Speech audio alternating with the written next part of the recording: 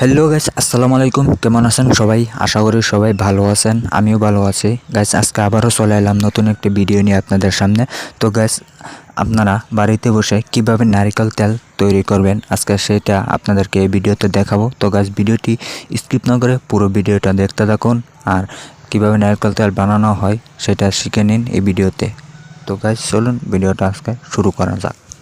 ও আরেকটা কথা, চ্যানেলে নতুন এসে থাকলে চ্যানেলটি সাবস্ক্রাইব করে পাশে থাকুন।